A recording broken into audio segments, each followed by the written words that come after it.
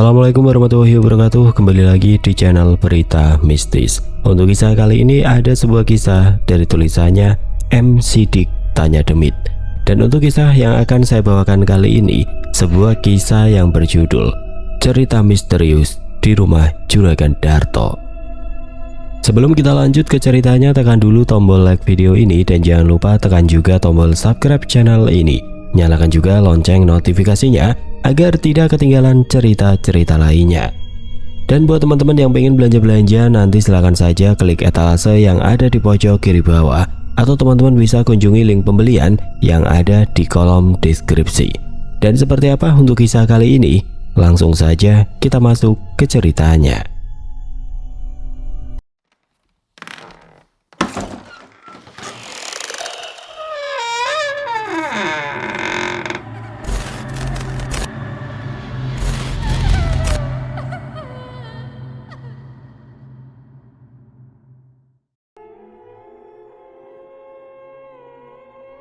Perkenalkan, namaku Ella.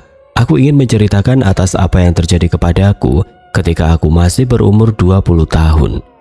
Aku ingat pada saat itu di awal tahun 1990, tepatnya di salah satu kampung yang letaknya paling ujung di daerah Ciwidey.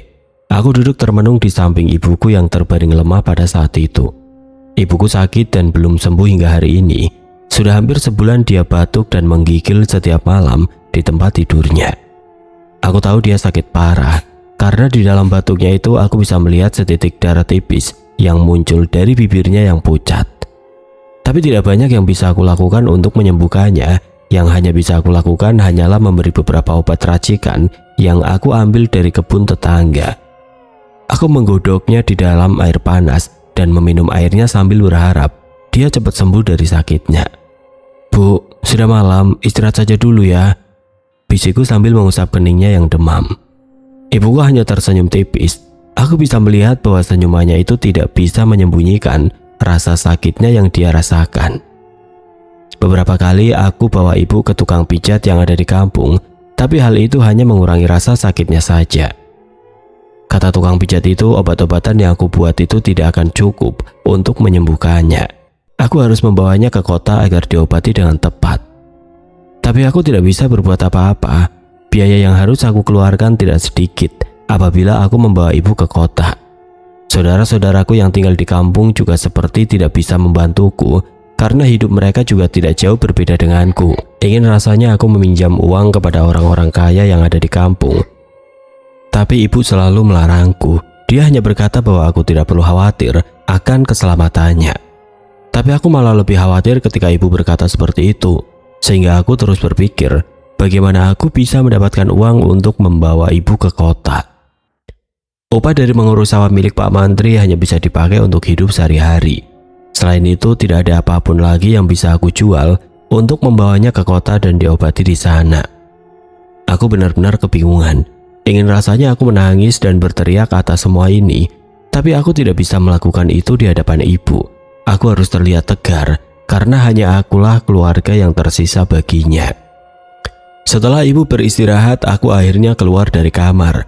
Lalu aku pergi keluar rumah dan duduk di halaman rumah sambil melihat langit malam.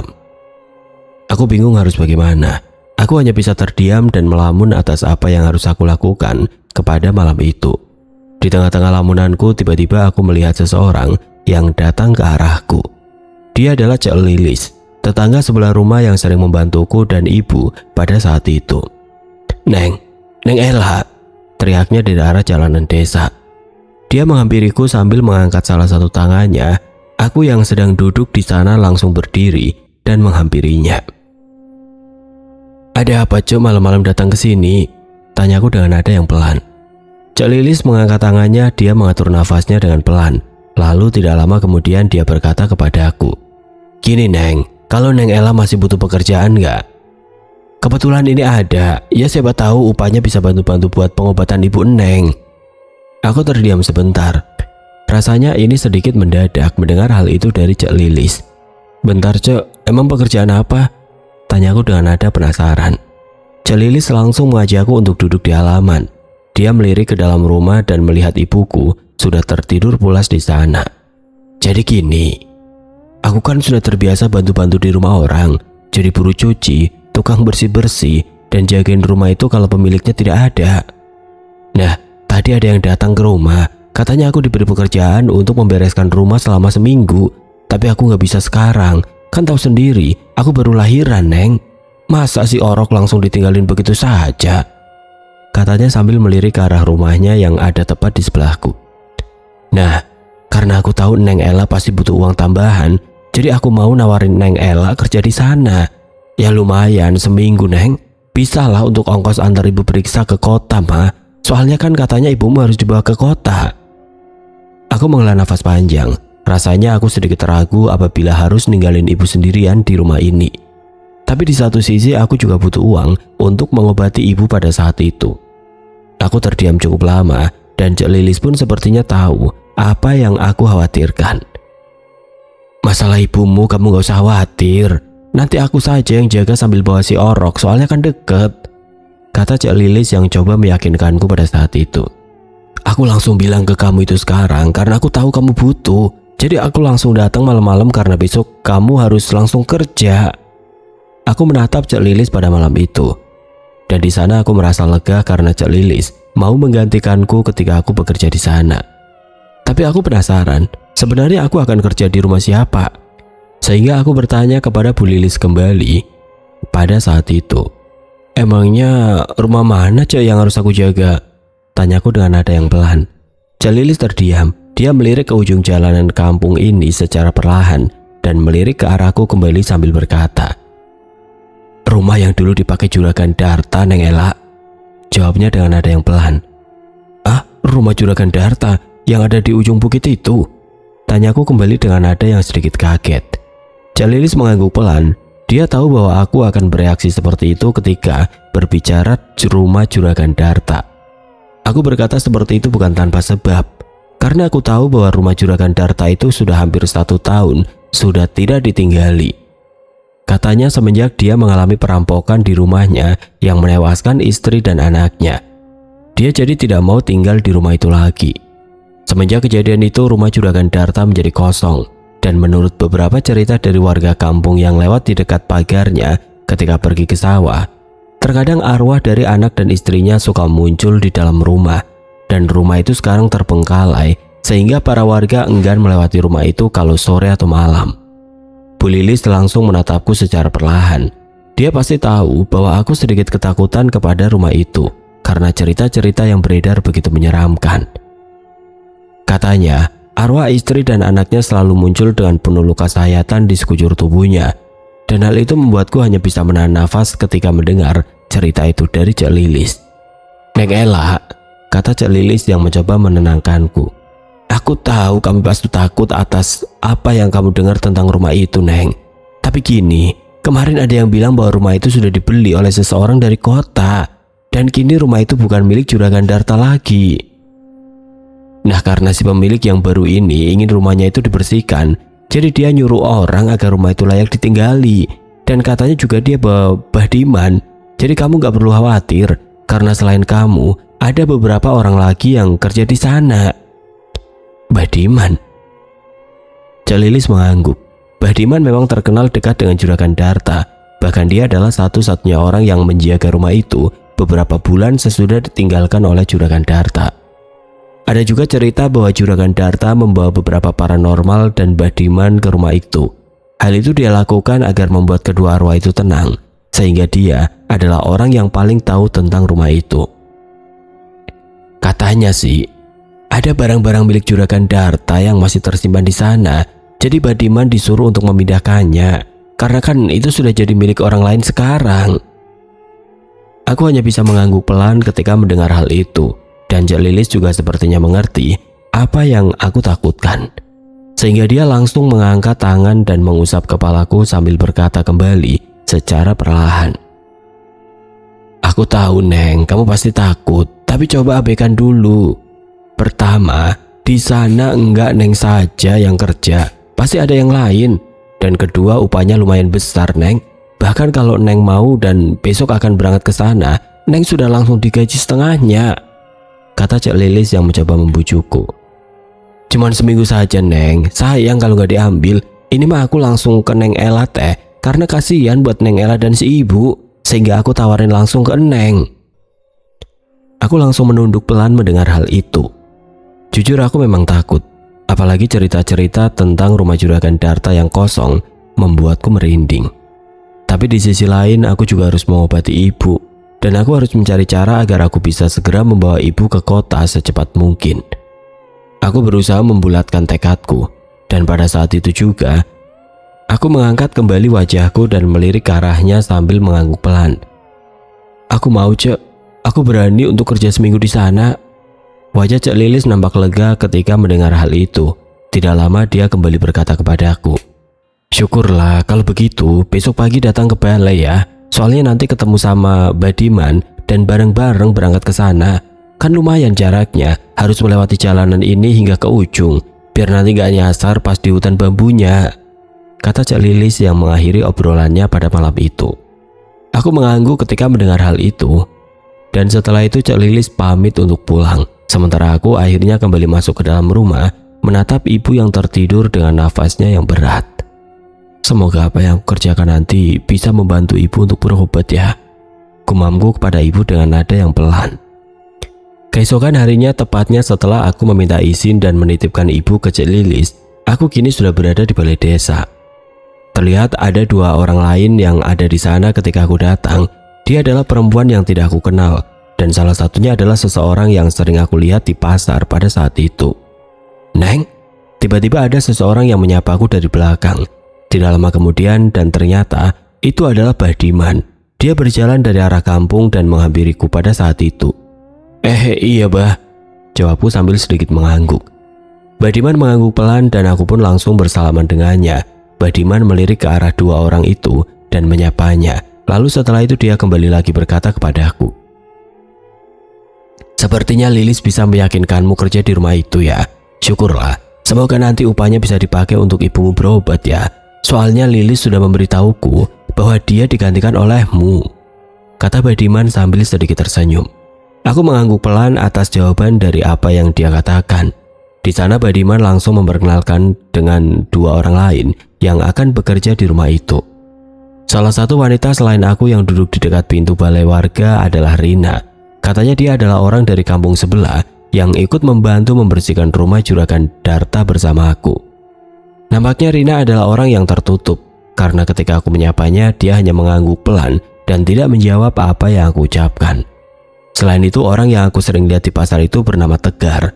Dia adalah seorang pemuda kampung yang merupakan preman pasar. Entah mengapa dia mau bekerja di rumah juragan Darta, namun yang pasti mungkin dia tertarik dengan upahnya yang besar. "Sini Neng, duduk," kata Badiman yang mengajakku bersama dengan mereka. Aku pun akhirnya berkumpul bersama dengan Rina dan Tegar. Badiman di sana menjelaskan tentang apa yang akan kami lakukan. Dia memberitahu bahwa tugas laki-laki adalah membersihkan halaman, sedangkan wanita bertugas untuk bersih-bersih.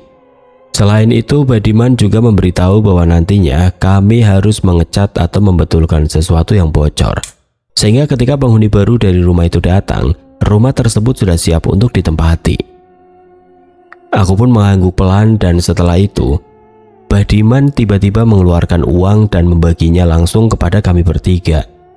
"Ini uang muka untuk pembayaran kalian.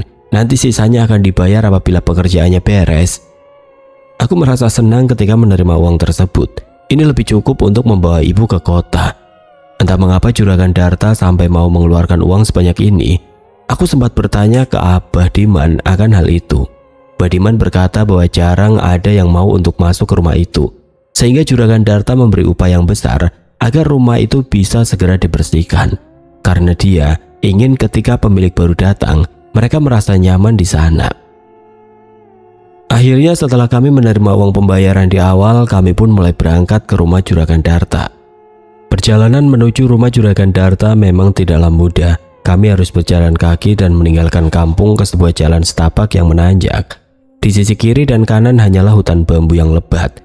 Bahkan saking lebatnya, cahaya matahari di siang itu tidak bisa menembus hingga ke bawah. Kami berjalan di bawah suara gesekan daun bambu yang tertiup angin, dan semakin kami mendekat ke rumah juragan Darta yang besar itu, seperti ada sesuatu yang membuat bulu kuduku berdiri.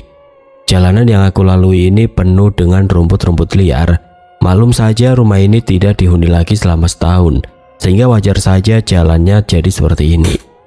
Aku berjalan di antara Badiman dan Tegar yang ada di belakang, dan Rina yang berada di dekatku hanya diam tanpa pernah berkata apapun sepanjang jalan. Setelah hampir setengah jam kami berjalan, Badiman yang berada di paling depan tiba-tiba berhenti. "Nah, bentar lagi kita sudah sampai," katanya dengan pelan. Aku langsung melihat Badiman menunjuk sesuatu di atas bukit, dan di sanalah rumah Juragan Darta berada. Rumah itu nampak sangat besar, bahkan jauh lebih besar dari rumah-rumah warga yang ada di kampung. Memang tidak banyak orang yang tahu betapa besarnya rumah Juragan Darta, karena jalanan yang dilalui ini bukan jalan umum, tapi ini adalah milik Juragan Darta. Bahkan hutan bambu yang lebih lebat ini adalah miliknya, sehingga wajar saja mereka hanya tahu dari cerita-cerita kampung yang pernah mampir atau sengaja lewat ke depan rumahnya. Aku bisa membayangkan bagaimana mewahnya dulu rumah ini, tapi sekarang yang terlihat hanyalah sebuah rumah yang sepi dan menyedihkan.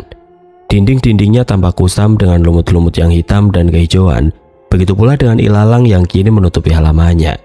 Rumah itu benar-benar sunyi, sehingga aku nampak sedikit ragu untuk melangkah ke rumah tersebut. "Wah, banyak sekali yang harus dikerjakan," kata Tegar yang menatap rumah itu dari kejauhan. Badiman mengangguk. Dia menjelaskan kenapa Juragan Darta butuh banyak orang karena pekerjaan ini tidak bisa diselesaikan oleh satu orang saja. Sambil mendekat ke arah halaman rumah itu, dia berkata kepada Tegar yang kini berjalan di belakangnya, "Tegar, tugasmu mulai dari depan ya. Babat semua rumput liar ini, lalu bersihkan hingga ke belakang sana," kata Badiman yang menunjuk ke arah rumputan yang menutupi halaman. Tegar mengangguk sambil tersenyum. Lalu tidak lama Badiman berjalan lagi ke arah pintu dan mulai membukanya dengan kunci yang dia pegang. "Nah, Ella sama Rina membersihkan di dalam rumah ya. Nyapu, ngepel, buangin sampah, ngelap semua perabotan. Pokoknya kondisi dalam rumah harus bersih ya." Aku dan Rina mengangguk sama seperti Tegar, dan ketika Badiman selesai berkata seperti itu, tiba-tiba dia membuka pintunya dan mengajak kami masuk ke dalam. Aku yang pertama kali masuk ke dalam nampak takjub dengan isi di dalamnya.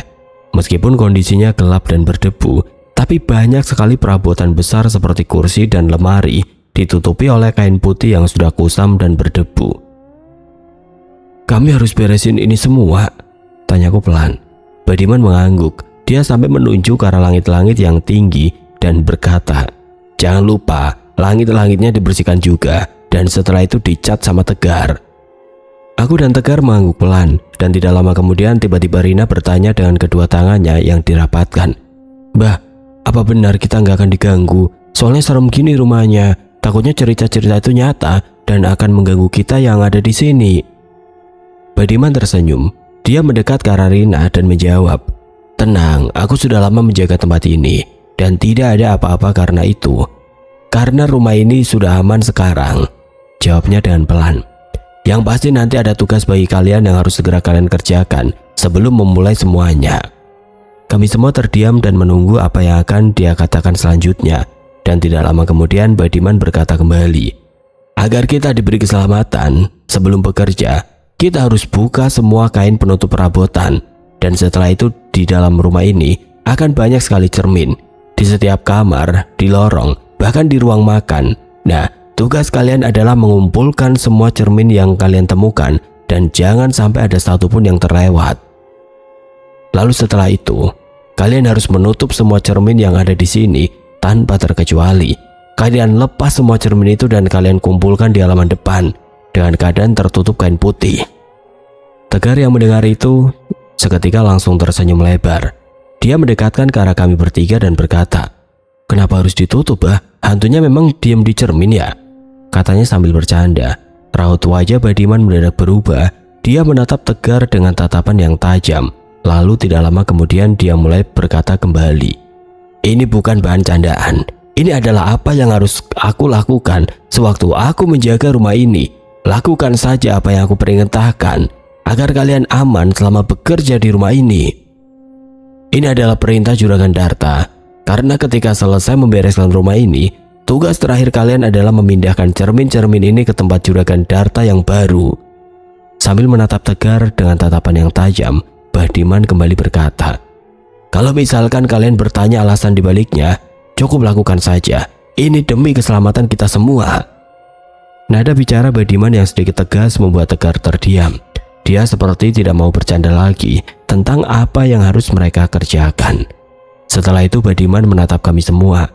Raut wajahnya kembali menjadi normal. Lalu setelah itu dia kembali berkata, ya sudah, pokoknya kalian sekarang lakukan apa yang sudah aku perintahkan ya. Setelah itu selesai, baru kita bereskan rumah ini. Karena hanya cermin itu yang mesti dipindahkan. Untuk semua perabot lainnya, itu sudah menjadi pemilik yang baru. Aku, Rina, dan Tegar pun mengangguk. Lalu setelah itu kami mulai berjalan mengelilingi rumah ini dan mulai mengerjakan apa yang Badiman katakan. Benar saja banyak sekali cermin di dalam rumah ini. Di dalam kamar tidur, di sepanjang lorong kamar, bahkan di ruangan belakang pun ada cermin-cermin kecil yang menempel di dinding. Ketika aku sedang mengangkat cermin-cermin itu, seperti ada sesuatu di baliknya. Mungkin apa yang dikatakan oleh Tegar itu benar. Aku seperti merasa ada sesuatu yang menatapku ketika aku menatap cermin itu sekarang. Aku berusaha untuk mengabaikannya dan mulai menurunkan cermin-cermin besar yang bisa aku turunkan bersama Tegar dan Rina. Begitu juga dengan cermin-cermin yang menempel di kamar mandi. Aku menutupnya dengan kain yang ada di sana dan mengumpulkannya di halaman depan. Badiman membantu Tegar untuk membungkus cermin-cermin besar yang kami turunkan. Dia menutupnya dengan kain putih dan mengikatnya dengan kuat. Setelah itu dia membawanya keluar satu persatu dengan susah payah. Setelah semua cermin itu selesai dikeluarkan, kami mulai menumpuk menjadi satu di sudut halaman depan. Dan setelah itu, kami baru boleh melanjutkan pekerjaan kami untuk membersihkan rumah ini. Hari pertama bekerja di rumah itu benar-benar melelahkan. Kami semua membersihkan debu, menyapu halaman, dan membuka semua jendela sehingga rumah itu tidak pengap lagi. Selama kami membersihkan rumah itu, tidak ada gangguan yang terjadi seperti dalam cerita-cerita yang aku dengar dari para warga kampung. Mungkin ini karena cermin-cermin yang tertutup itu membuat kami tenang bekerja di rumah ini. Dan bisa saja apa yang dikatakan Tegar memang benar, bahwa arwah yang bergentayangan di rumah ini dikurung di dalam cermin yang tertutup itu sehingga mereka tidak bisa keluar dari tempatnya. Tidak terasa sekarang sudah hari kedua. Kami melanjutkan pekerjaan kami sekarang. Aku dan Rina mulai mengepel lantai kayu yang sudah bersih dari debu, sementara Tegar dan Badiman mulai memperbaiki langit-langit dan atap yang bocor. Tegar juga mulai mengecat beberapa bagian dinding dan langit-langit yang sehingga noda-noda kusam yang menutupi rumah itu kini tertutup oleh cat yang baru. Kami terus bekerja hingga siang hari. Aku dan Rina beristirahat terlebih dahulu karena kecapean setelah membersihkan benda-benda yang ada di ruang tamu dan ruang keluarga. Namun tepat ketika kami sedang duduk di teras rumah, tiba-tiba kami dikejutkan oleh suara teriakan dari Tegar. "Ah!" Kami berdua saling berpandangan dan tidak lama kemudian Tegar tiba-tiba datang dari sudut teras dengan baju dan wajah yang penuh dengan kaleng cat. "Kenapa kamu?" Tegar menjawab pertanyaanku sambil menggerutu.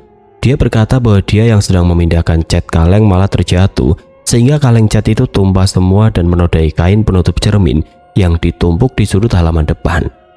Aku pun langsung berjalan ke arah tumpukan cermin itu dan benar saja, salah satu kain putihnya kini penuh dengan cat. Tegar pun memintaku untuk membawakan kain putih yang baru, lalu dia menarik kain yang terkena cat itu dan melemparkannya ke tumpukan sampah. Tidak lama kemudian dia menutup kembali kain penutup cermin itu dengan kain yang baru. Lalu setelah itu dia kembali melanjutkan pekerjaannya. Setelah beristirahat sejenak, akhirnya kami pun melanjutkan pekerjaan kami hingga sore. Karena rumah ini benar-benar luas, aku dan Rina bekerja secara terpisah sekarang. Aku membersihkan lantai 2, sedangkan Rina membersihkan kamar anak yang letaknya ada di ujung lorong. Ketika aku sedang fokus dengan pekerjaanku, tiba-tiba aku mendengar sebuah jeritan dari Rina yang menjerit dari dalam kamar. Hal itu membuatku berlari ke arah Rina. Terlihat pula Badiman ikut berlari dari depan ke arahnya. Ketika sampai di sana, Rina sudah terduduk lemas dengan wajahnya yang pucat. Tegar yang datang terlambat bertanya apa yang terjadi, namun kami belum bisa menjawabnya karena Rina masih duduk dengan seluruh tubuhnya yang bergetar hebat. Badiman mencoba untuk menenangkannya Dia bertanya dengan pelan tentang apa yang terjadi dengannya. Namun Rina tidak menjawab. Mulutnya hanya terbuka dan tidak ada suara yang keluar. Matanya melotot tajam dan menatap ke arah kamar dengan tubuhnya yang masih gemetar. Tegar yang melihat hal itu langsung masuk ke dalam kamar. Dan di sana dia tidak menemukan apa-apa selain ranjang kecil dan beberapa mainan yang berserakan di lantai. Kami pun akhirnya membawa Rina ke ruang depan. Dan setelah diberi teh hangat dan ditenangkan oleh kami bertiga, akhirnya mulai bercerita.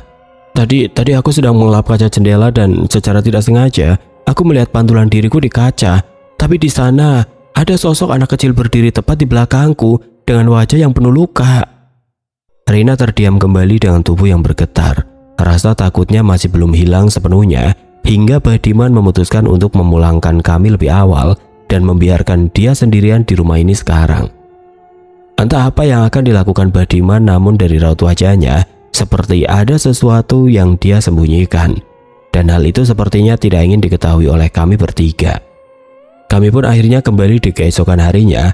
Ketika aku datang, Badiman sudah duduk dan menunduk di depan teras. Wajahnya tampak kelelahan dan dia nampak bingung.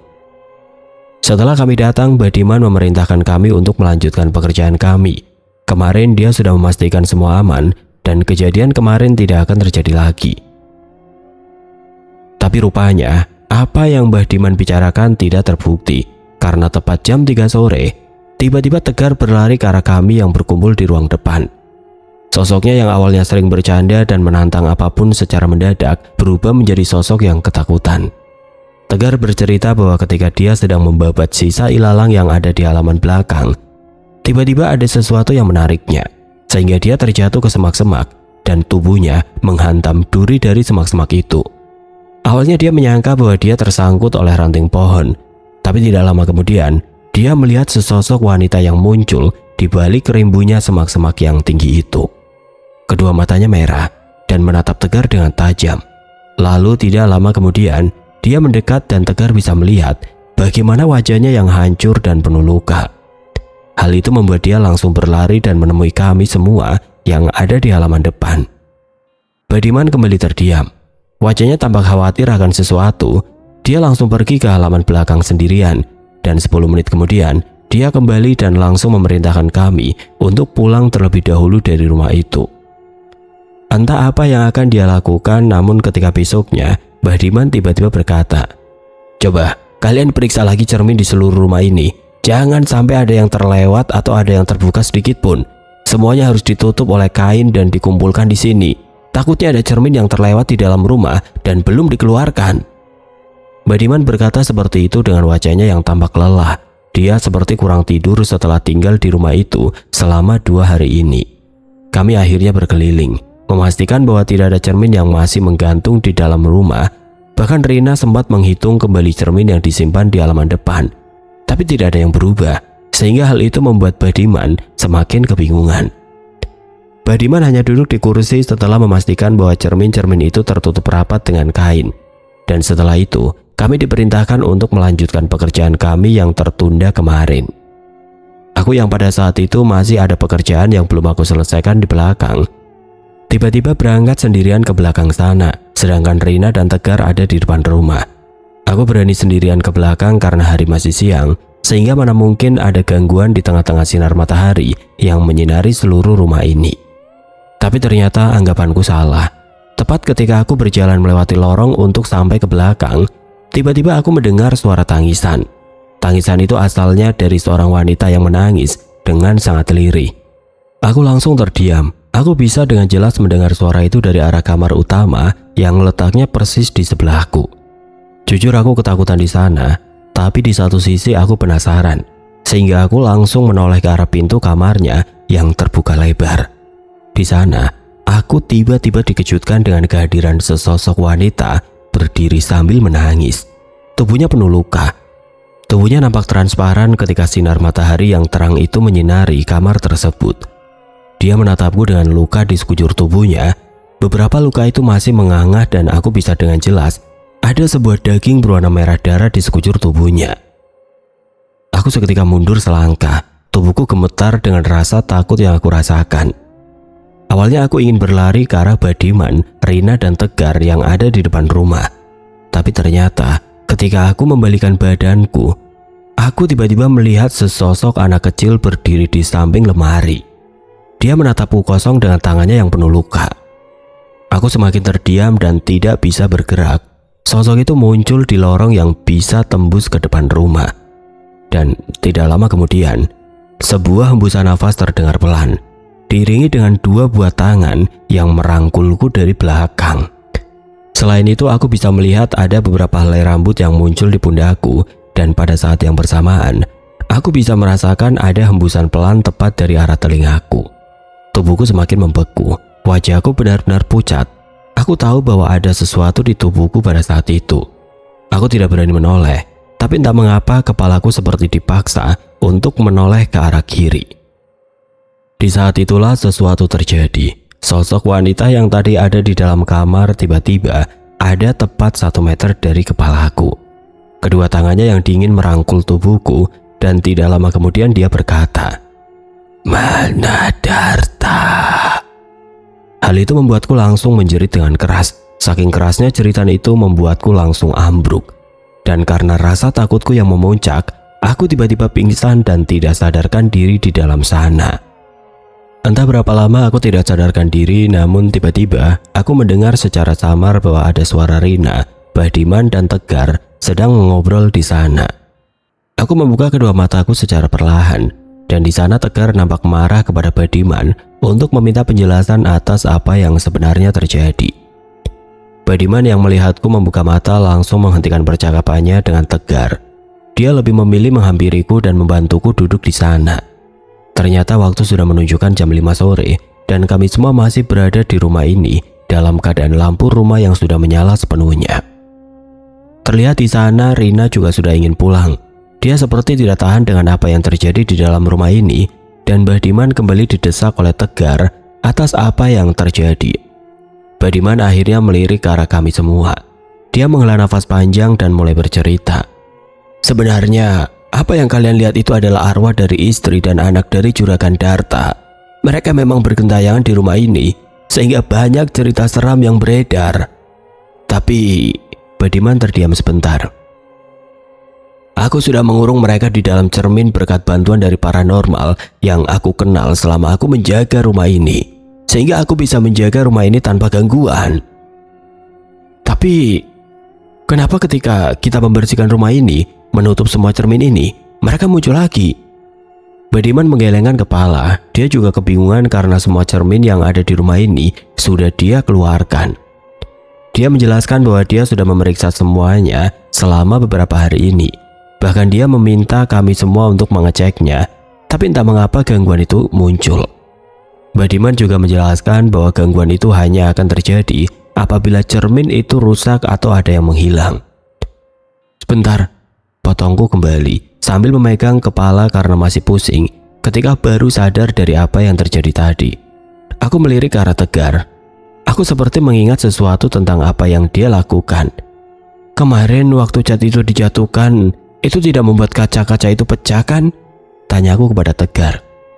Kami mendadak terdiam. Memang kami tidak melihat dengan seksama kondisi cermin itu.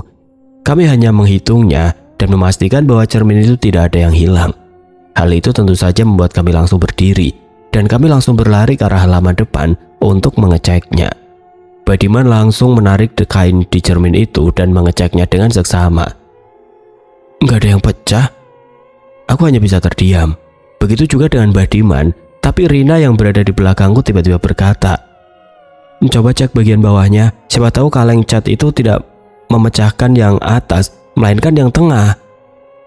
Apa yang Rina katakan membuat kami seketika langsung membuka kain penutup cermin itu satu persatu, dan ketika kami memindahkannya, ada satu cermin yang retak di tengah-tengah.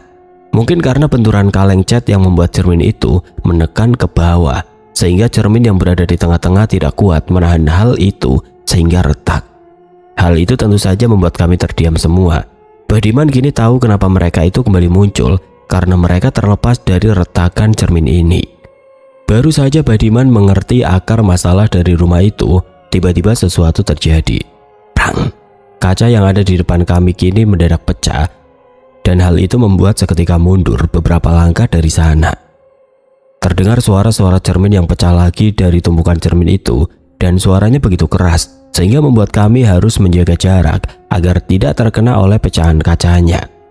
Pecahan kacanya menyebar kemana-mana dan hal itu yang membuat kami semua semakin ketakutan. Badiman menggelengkan kepala.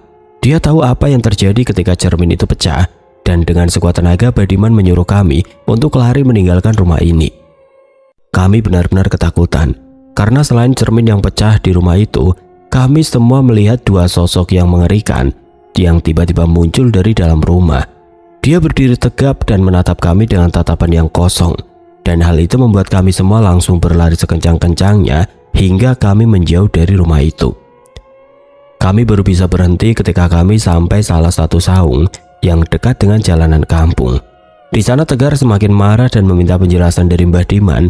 Aku dan Rina hanya bisa berdiam diri karena aku juga ingin tahu kenapa mereka begitu marah sehingga membuat semua cermin itu pecah. Badiman terdiam. Sebenarnya dia tidak ingin membicarakan hal ini, namun dia berkata bahwa dia akan menceritakan semua asalkan kami bisa menyelesaikan pekerjaan yang sudah kami terima. Kami mendadak terdiam pada saat itu. Jujur saja aku tidak mau kembali lagi dengan sesuatu yang menakutkan di dalam rumah itu. Tapi di satu sisi, aku juga melihat kebingungan Mbah Diman atas apa yang terjadi. Karena mau bagaimanapun rumah itu harus selesai dalam waktu yang beberapa hari lagi. Tegar yang berada di dekatku langsung melirik ke arahku dan Rina, dan kami seperti terjebak dalam pemikiran kami sendiri sekarang. Tegar yang pertama kali berkata bahwa dia akan melanjutkannya karena mau bagaimanapun dia butuh uang itu. Rina juga berkata demikian. Dia juga akan memaksakan diri karena tinggal beberapa hari lagi pekerjaan itu selesai. Lalu aku hanya terdiam memikirkan ibu. Dan setelah berpikir cukup lama, akhirnya aku mengangguk kembali dan berkata bahwa aku juga akan bekerja hingga selesai di dalam rumah itu, apapun yang terjadi. Tegar seketika berkata bahwa Badiman harus membicarakan semuanya karena kami setuju dengan apa yang dia katakan. Badiman pun mengangguk. Dia berterima kasih dengan kami semua. Dia juga berkata bahwa nanti ketika kami bekerja, tidak boleh ada yang sendirian. Semuanya harus berada di dalam satu ruangan ketika di dalam rumah. Ketika Tegar bertanya tentang cermin itu, Badiman berkata bahwa dia akan mencari solusinya nanti dengan Juragan Darta. Akhirnya kami pun mulai melanjutkan pekerjaan itu di keesokan harinya. Suasana rumah itu menjadi menyeramkan ketika aku tahu apa yang ada di dalamnya. Kami mulai membersihkan kembali semua pecahan kaca yang ada di halaman rumah, dan suasana rumah kini benar-benar berbeda. Kami seperti diawasi oleh mereka di setiap sudut yang gelap ketika kami bekerja di dalam rumah itu.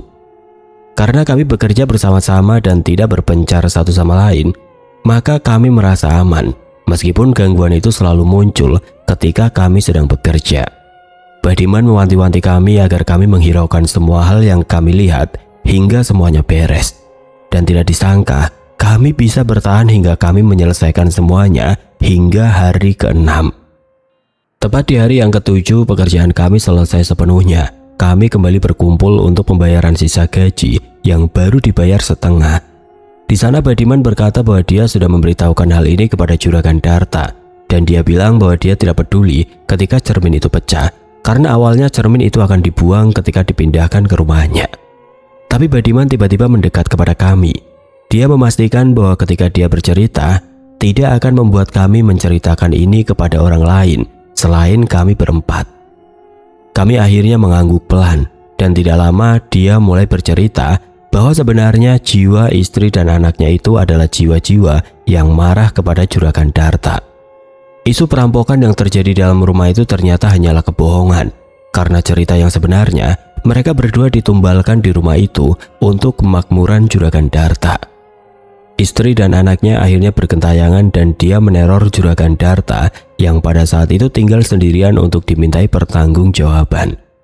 Dia tidak menyangka bahwa istri dan anaknya bisa menerornya, sehingga dia memanggil paranormal untuk mengurungnya di cermin, dan dia juga memanggil Badiman untuk menjaga rumah itu selama beberapa bulan. Badiman juga sempat bertanya kepada Juragan Darta bagaimana kalau pemilik baru itu diteror oleh istri dan anaknya di sana. Juragan Darta hanya tersenyum pelan sambil menggelengkan kepala.